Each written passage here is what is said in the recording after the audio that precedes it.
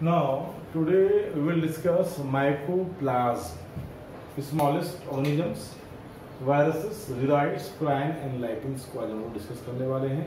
तो सब माइक्रोप्लाज्म का मतलब क्या है कि सबसे स्मॉलेस्ट ऑर्गेनिजम्स बोलेंगे without cell wall.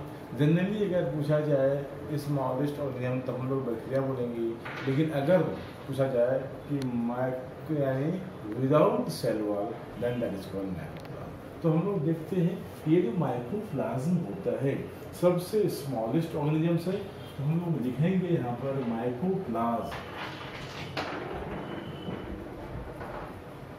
Are smallest aerobic, याद रखना क्या लिखेंगे, smallest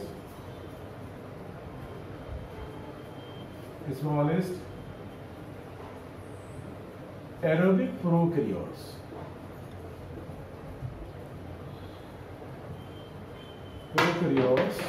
without cell wall, without cell wall होता है। फर्स्ट पॉइंट कि सेल वॉल के बिना होगा इसमें, यानी इसका मतलब ये है कि स्मॉलेस्ट है और एरेबिक है लेकिन सेल वॉल नहीं है, यानी इसका कोई डेफिनेट शेप नहीं होता। मोस्ट ऑफ देम जो प्रोटोप्लाज्म होता है पैथोजेनिक होता है, यानी कि most of them are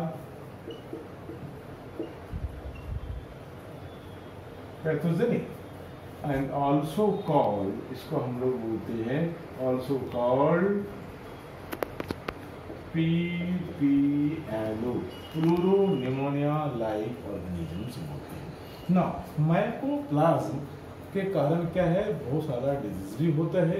now तो माइक्रोप्लाज्म के कारण क्या होगा, disease in it cause disease, हम बोल सकते हैं काउज डिजीज इन प्लांट्स में इसके कारण डिजीज होता है, एनिमल्स में भी होता है, animals and in humans, human में भी देखा गया है इसी कारण डिजीज होता है। ह्यूमंस में देखा गया है यूरिनोजेनिटल, यानी it is reported माइक्रोप्लाज्म reported in urinogenital tract, human में देखा गया है यूरिनोजेनिटल ट्रैक्ट में इससे डिजीज होता है।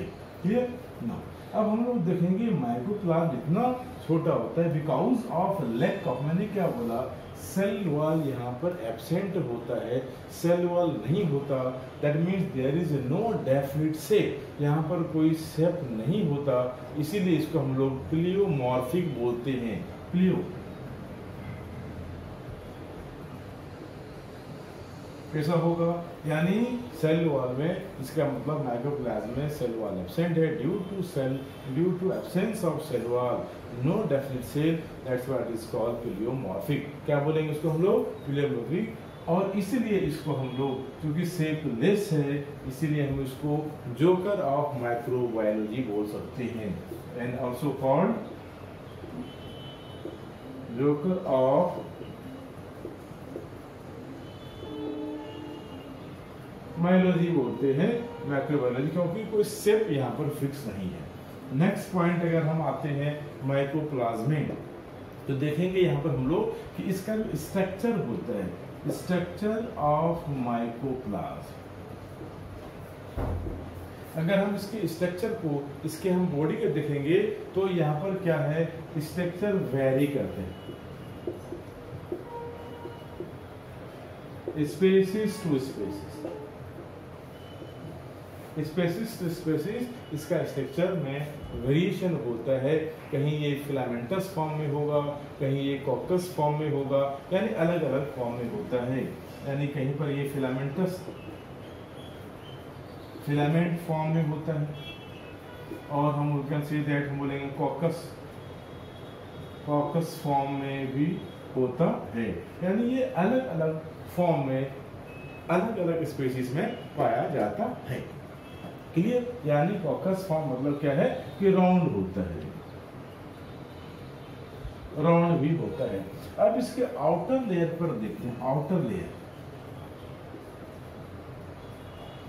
लेयर है क्या होता है, ट्राई लेमिलर यानी 3 लेयर, आउटर लेयर पर क्या होता है 3 लेयर मेम्ब्रेन होता है, and that is made up of lipoprotein. ये किससे बना होता है, that is made up of lipoprotein से बना होता है। That means this all about mycoplasma के बारे में हम लोग जान लिया। अब हम लोग आते हैं वायरस के बारे में पढ़ेंगे। Next is virus. तो माइकोप्लाज्म समझा गया, ये स्मॉलेस्ट ऑर्गेनिजम्स है जिसके अंदर सेल वॉल नहीं होता, और इम्पॉर्टेंट क्या है कि ये एरेबिक होता है, सभी स्पेसीज में ये वैरी करता रहता है, और इसमें सेल वॉल नहीं है, बट क्या है प्लाज्मा मेम्ब्रेन का मेम्ब्रेन यहाँ पर होता है। वायरसेस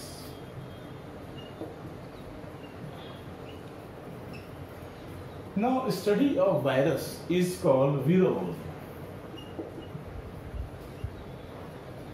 वीरोलॉजी का मतलब होता है स्टडी ऑफ वायरस। वायरस एक लैटिन वर्ड है, याद रखना है। वायरस क्या है, वायरस एक लैटिन है जिसका मीनिंग होता है वेनम। ये हम लोग इसको बोल सकते हैं पॉइजन, जिसका मीनिंग क्या होगा, पॉइजन, पॉइजन बोलेंगे, या हम लोग बोल सकते हैं इसको वेनम, वेनम, या हम लोग इसको बोल सकते हैं विस्कस फ्लूइड, विस्कस फ्लूइड बोलते हैं। टॉक्सिक सब्सटेंसेस, इससे बड़ा वायरस।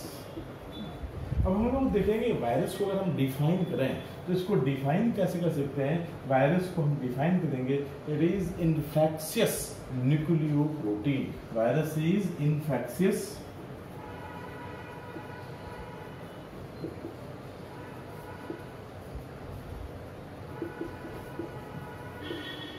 Infectious nucleoprotein. ये क्या है, इन्फेक्शियस न्यूक्लियोप्रोटीन। न्यूक्लियोप्रोटीन मतलब न्यूक्लिक एसिड प्रोटीन, या इन्फेक्शियस न्यूक्लियोप्रोटीन हम वायरस को बोल सकते हैं। यानी यहाँ पर हमको सिंपल याद क्या रखना है कि यहाँ पर ये नॉन सेलुलर, इट इज हम लोग बोलेंगे कि नॉन सेलुलर ऑर्गेनिजम्स होता है। नॉन सेलुलर ऑर्गेनिजम्स हम लोग इसको बोल सकते हैं वायरस को, क्योंकि वायरस को हम लोग कनेक्टिंग लिंक ही बोलते हैं। Connecting link between living and non living बोलते हैं। इसलिए हम लोग देखते हैं वायरस को, यानी ये सब माइक्रोस्कोपिक एनिमल होता है, सब माइक्रोस्कोपिक, और इसका डायमीटर देखेंगे लेस देन 200 माइक्रोमीटर का होता है, उससे भी ये छोटा स्मॉल होता है, याद रखना है। सब माइक्रोस्कोपिक एनिमल होता है ना। हम लोग इसमें देख सकते हैं कि दे आर ऑब्लिगेट पैरासाइट है। हम लोग बोल सकते हैं कि दे आर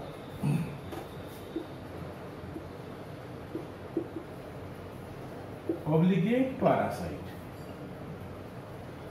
मतलब क्या होगा, लिविंग ऑन होस्ट, यानी ओनली लिविंग होता है, लिविंग होस्ट में ये सरवाइव करता है, इसलिए इसको हम लोग ऑब्लिगेट पैरासाइट बोलते हैं। अब हम लोग वायरस को देखें तो हम लोग क्या होगा इसमें, वीरोलॉजी मतलब वायरस हो गया, इन्फेक्शियस फ्लूइड हो गया, नॉन ना। अब हम लोग आगे आते हैं, वायरस को देखते हैं यहाँ पर। तो यहाँ पर हम देखेंगे इसमें दो चीजें होता है, एक होता है कैप्सिड और दूसरा genetic material. Genetic material. Now capsid is made up of protein. ये किससे बना हुआ है, प्रोटीन से बना होता है, यानी कि smaller unit, many smaller unit combined, that means many smaller unit क्या होगा, छोटा छोटा यूनिट कंबाइंड होकर के कैप्सोमियर, यानी कैप्सोमियर, कैप्सोमियर कंबाइंड होकर के एक कैप्सिड का फॉर्मेशन करता है।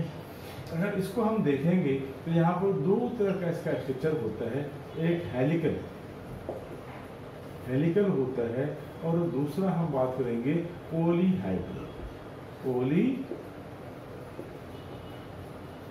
स्ट्रक्चर होता है। अगर हम हेलिकल को देखेंगे इस तरह से हेलिकल स्ट्रक्चर होता है, यहाँ पर इस तरह से हेलिक्स लाइक स्ट्रक्चर होगा।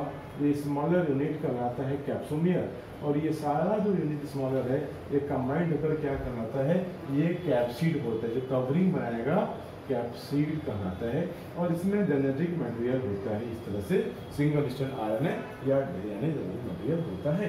और अगर ये पॉलीहेड्रल स्ट्रक्चर है, इस तरह का कैप्सोमियर का स्ट्रक्चर होता है, दैट इज पॉलीहेड्रल। ठीक है, अब जेनेटिक मटेरियल को हम देखेंगे तो या तो इसमें हम देखेंगे डीएनए जेनेटिक मटेरियल होगा, या हम देखेंगे आरएनए। दोनों में से कोई एक ही जेनेटिक मटेरियल हो सकता है, दोनों जेनेटिक मटेरियल यहाँ नहीं होता है, इस बात को याद रखना है। बहुत सारे प्लांट में देखते हैं, यानी कि आरएनए यानी प्लांट वायरस में हम देखेंगे जेनेटिक मटेरियल क्या होगा, आरएनए होता है। एनिमल वायरस में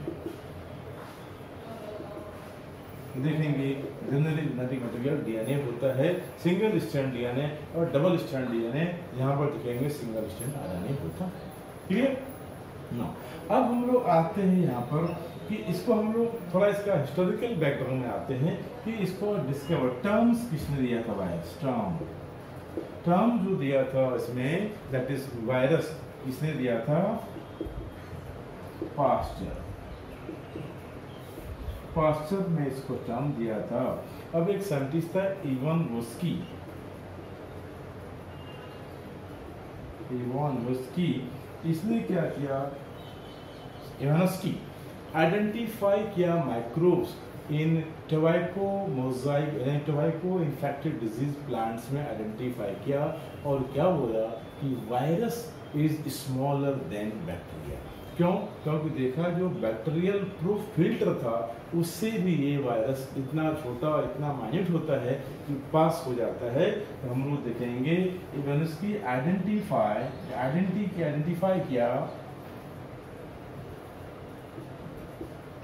आइडेंटिफाई माइक्रोब्स कहाँ पर किया, इन टोबैको डिजीज इन्फेक्शियस प्लांट में, इन टोबैको मोजाइक डिजीज प्लांट में, तो टोबैको मोजाइक डिजीज प्लांट है, यानी टोबैको मोजाइक प्लांट में किया। और क्या बोला कि वायरस इज smaller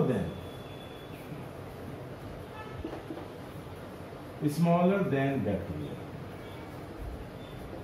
ये बैक्टीरिया से छोटा होता है, because they can pass through bacterial proof filter, क्योंकि ये बैक्टीरियल प्रूफ फिल्टर से पास हो जाता है, इसलिए वो स्मॉलर होता है। क्लियर? सेकेंड पॉइंट हम लोग देखते हैं, यहाँ पर दूसरा साइंटिस्ट हम लोग आते हैं, इसको मैं रब कर देता हूँ। कैप्सिड कैप्सुलियर से बना हुआ है, प्रोटीन कोड इसका ना। सेकेंड साइंटिस्ट हम देखते हैं बीजेर्निक, BEIJERINEK।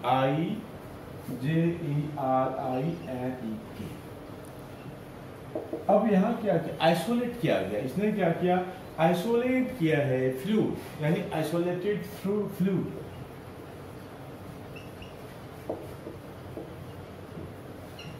किया है फ्रॉम इन्फेक्टेड प्लांट से, फ्रॉम इन्फेक्टेड टोबैको प्लांट से, infected plant of tobacco,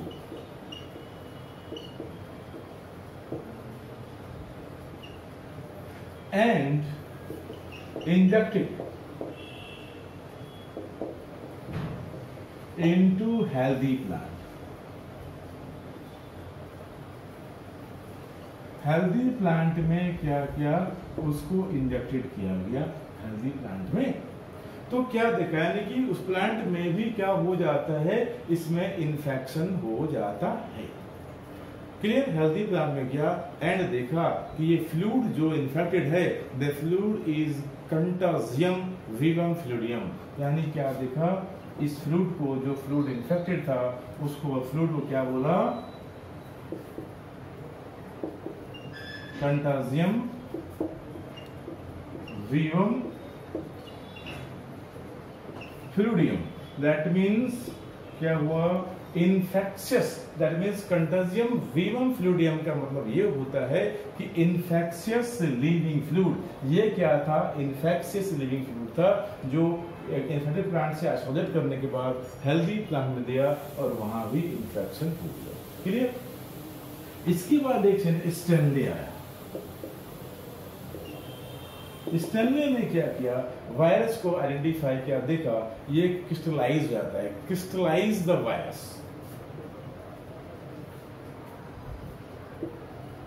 crystallise the virus, virus को क्रिस्टलाइज करके देखा है, इनएक्टिव भी हो जाता है। इसीलिए मैंने क्या बोला कि virus is connecting link between living and non living. यानी हम लोग देखेंगे कि वायरस में दोनों कैरेक्टर होता है। अब हम लोग देख रहे हैं वायरस में क्या होगा, दोनों कैरेक्टर होता है, यानी वायरस में वायरस लिविंग भी है और वायरस नॉन लिविंग भी है। तो हम लोग अब देख रहे हैं कि वायरस लिविंग क्यों है और वायरस नॉन लिविंग क्यों होता है। दोनों कैरेक्टर देखते हैं। पहले हम लोग आते हैं नॉन लिविंग क्यों होगा और दूसरा लिविंग क्यों होगा। सबसे पहले पॉइंट देते हैं कि वायरस के अंदर नो प्रोटोप्लाज्म, प्रोटोप्लाज्म नहीं होता, इसलिए नॉन लिविंग है। यहाँ पर नो एंजाइम, कोई एंजाइम्स नहीं होता, no enzymes, no respiration, no respiration, can be crystallized,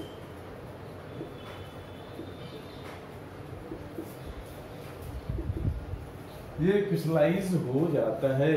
और याद रखना है can not grow,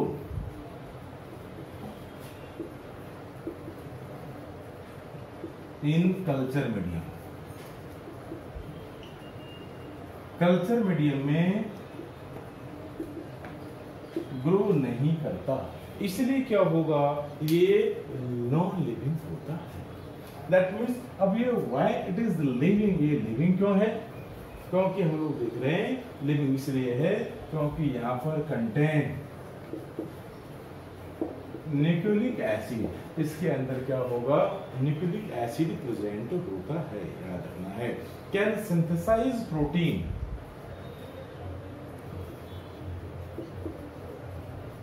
synthesis protein, protein finish कर सकता है एंड मल्टीप्लाई इन होस्ट या लिविंग होस्ट में ये मल्टीप्लाई कर सकता है। इसलिए जिस विंग सेल में या जिस भी ऑर्गेनिज्म में ये जाता है होस्ट पर, वहां पर ये मल्टीप्लाई कर सकता है, इसलिए लिविंग है। And cause disease, cause disease in plant, in animal, animals and human। इसमें क्या होता है, इसमें इसके द्वारा डिजीज भी होता है, इसलिए ये लिविंग होता है। तो अब समझ में आ गया होगा कि वायरस को हम लिविंग क्यों बोलते हैं और वायरस को नॉन लिविंग क्यों बोलते हैं। It is a connecting link होता है लिविंग एंड नॉन लिविंग। अब हम लोग तीसरा टॉपिक पर आते हैं, विराइड्स। विराइड्स क्या है देखते हैं।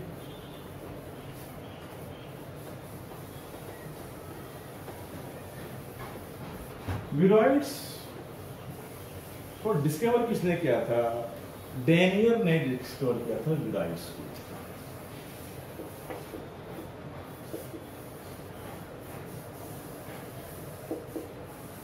डिस्कवर्ड बाय, याद रखना है, टी.ओ. डेनियर, टी.ओ. डेनियर ने डिस्क्राइब किया था, याद रखना है। अब यहाँ इसमें याद रखना है विराइड्स क्या होता है, इसका यानी इसका डिस्कवरी डेनियर ने किया था। अब ये क्या होता है, वायरस से भी छोटा ऑर्गेनिजम्स होता है, यानी कि इसका डिस्कवर्ड किया सम न्यू इन्फेक्शियस एजेंट। जब न्यू इन्फेक्शियस एजेंट का डिस्कवर किया गया और देखा कि it is smaller than virus, virus से भी ये छोटा होता है, उसको क्या बोलते हैं, उसको हम लोग वीराइड्स बोलते हैं। क्लियर? इसके अंदर क्या होगा, naked genetic material, naked genetic material present होता है। ठीक है, यानी क्या होगा, इसको हम बोल सकते हैं स्मॉलर देन वायरस, यानी sorry smaller than virus, yes it is smaller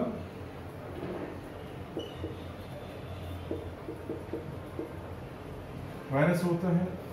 अब याद रखना है इसके अंदर नेकेड जेनेटिक मटेरियल प्रेजेंट होता है और contains only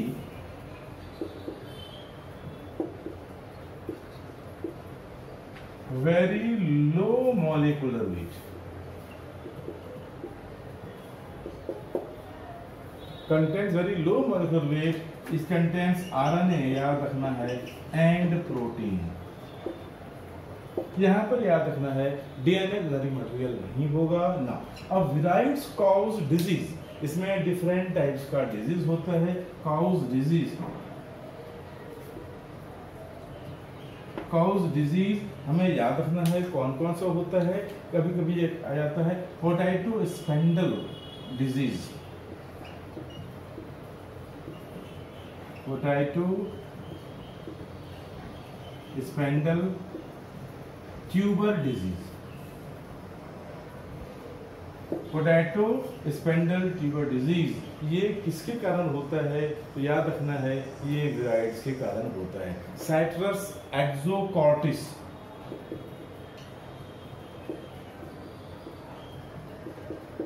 citrus एक्सोकॉर्टिस EXO, एक्सोकॉर्टिस disease भी वीराइड्स के कारण होगा। Cucumber pale fruits,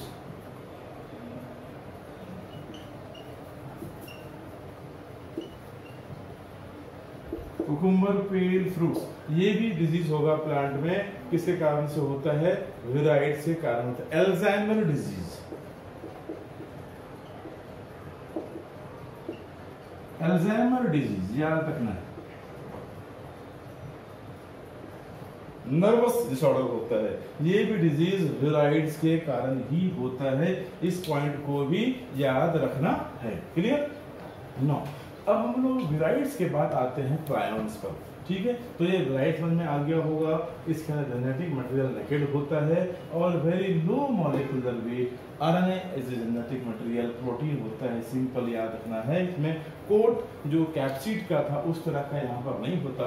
it cause disease, इसमें डिफरेंट टाइप्स का डिजीज होता है और ये डिजीज क्या है, potato tuber spindle disease, citrus exocortis disease, cucumber pale fruits और एल्जाइमर डिजीज, इस तरह का डिजीज होता है। क्लियर? नो, अब हम लोग देख रहे हैं यहाँ पर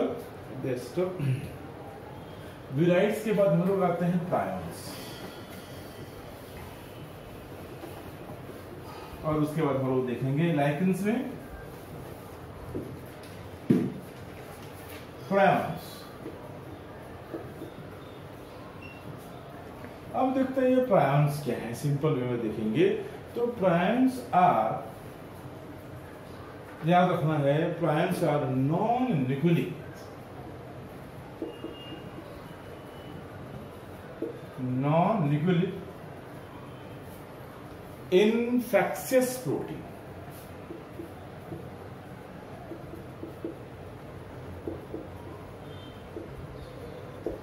infectious प्रोटीन, यानी ये क्या नॉन न्यूक्लियर इन्फेक्शियस प्रोटीन होता है। इसको सिंपली हमें याद रखना है।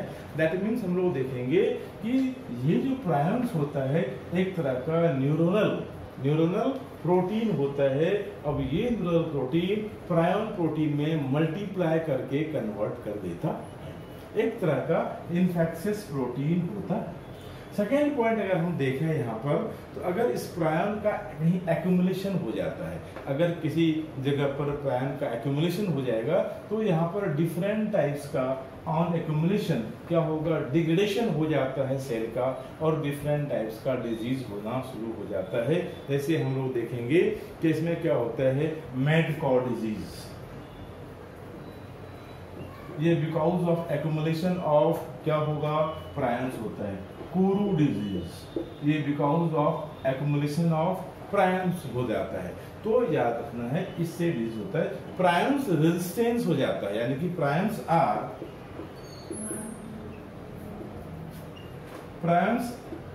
Are resistance. रेजिस्टेंट मतलब क्या हो गया, different types of enzyme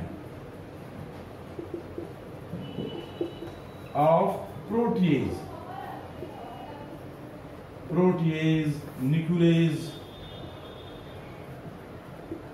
at high temperature,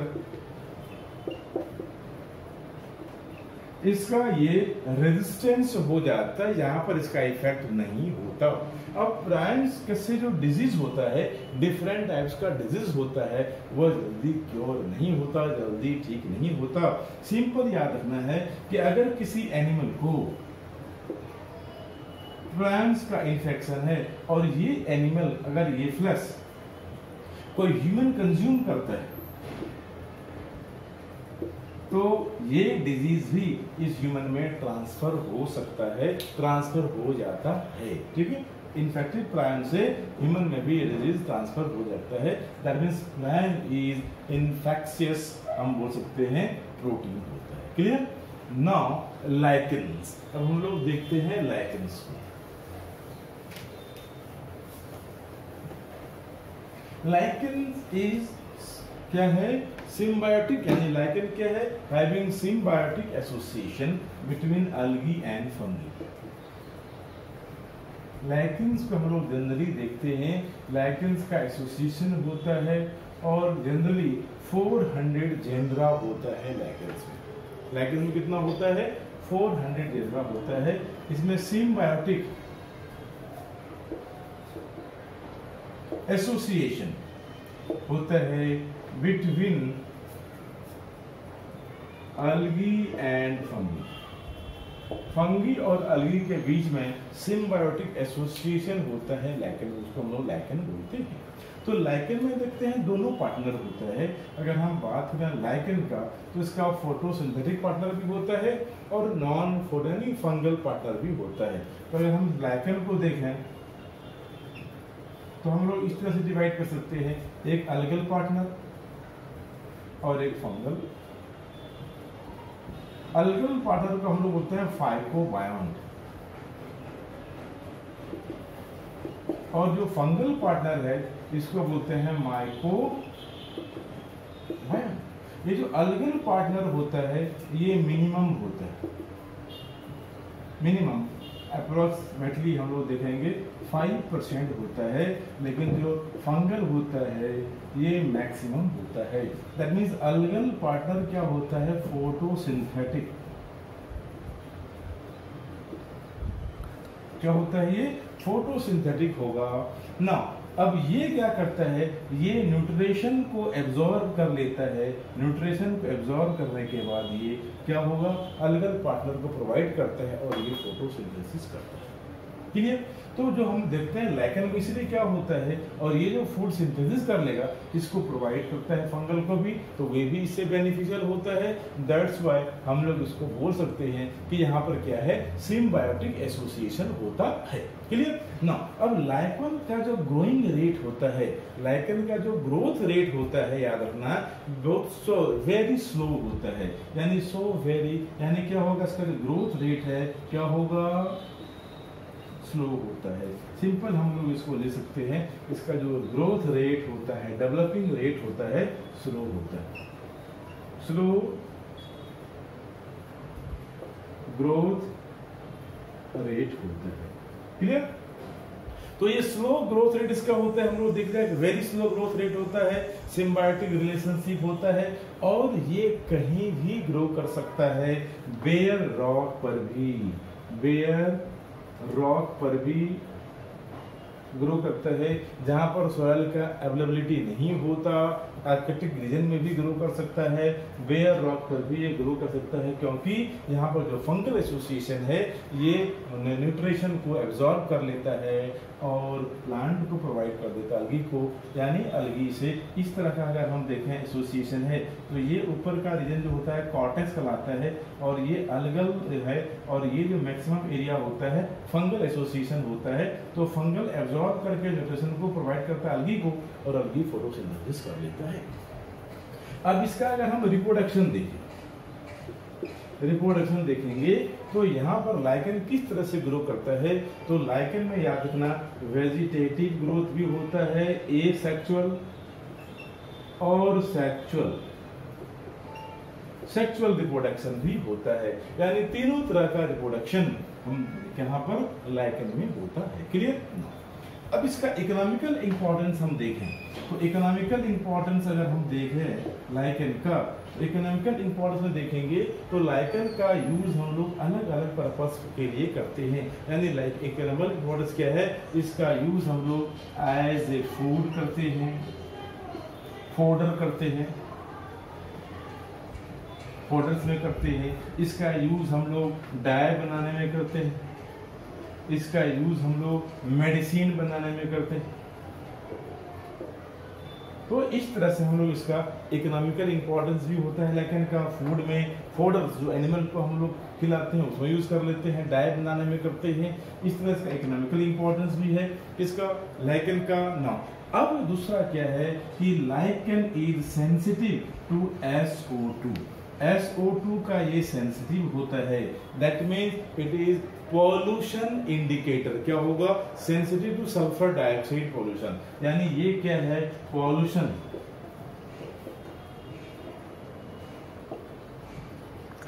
pollution indicator होता है। हम लिख सकते हैं क्योंकि it is sensitive to sulphur dioxide.